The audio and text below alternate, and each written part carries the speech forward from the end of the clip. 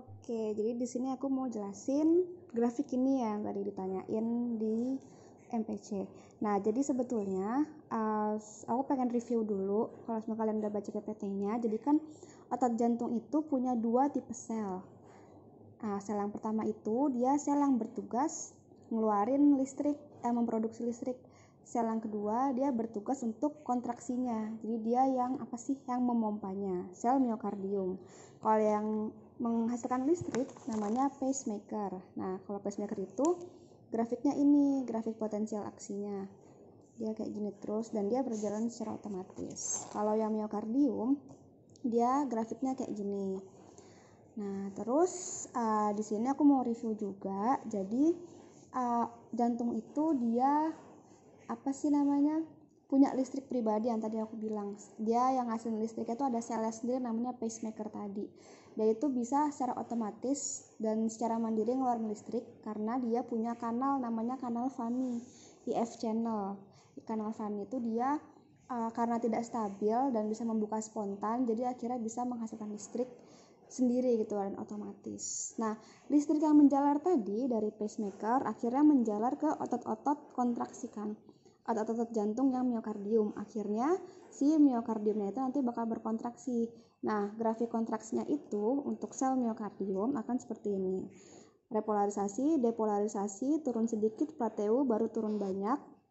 Ini repolarisasi, ini istirahat gitu.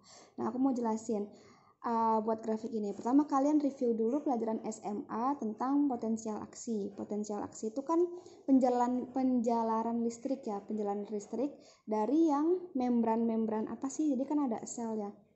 Sel itu pasti kalau di potensial aksi kalau kalian ingat penjalaran listrik itu berjalan saat plus-plusnya itu masuk. Plus depolarisasi plus. Terus di belakangnya min gitu. Listriknya menjalar plus gitu. Nah, itu maksudnya kan ada ion positif yang masuk ke dalamnya sehingga membran potensialnya jadi positif. Gitu kan. Itu konsep pertamanya buat penjalaran listrik.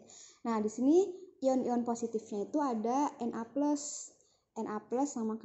Tapi biasanya yang berperan untuk depolarisasi itu natrium atau Na+ yang masuk ke dalam membran sel. Jadi awalnya dari sini. Ini dari istirahat dulu. Ini saat dimana membran potensialnya tuh negatif atau istirahat. Jadi dia di min 90. Min 90. Ini kalian ingat aja kalau miokardium istirahatnya di min 90. Pernah ditanyain sih. Min 90 milivolt. Nah, saat itu tuh nggak ada ion-ion yang masuk. Ion-ion plus positif natrium tuh nggak ada yang masuk, makanya dia istirahat. Nah, saat si sel otot tadi yang pacemaker ini dia ngebuat listriknya dijalanin ke sel otot jantung, akhirnya sel otot jantung ngedapetin listrik tadi kan.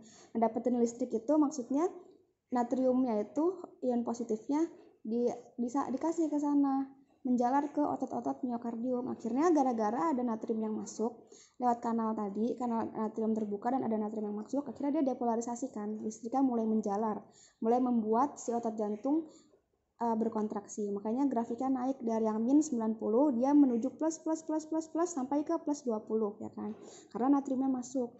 Nah, sampai di atas ke plus 20 ternyata dia udah maksimal kontraksinya. Akhirnya dia mulai waktunya untuk menutup. Natriumnya menutup di nomor 1 karena natrium tertutup.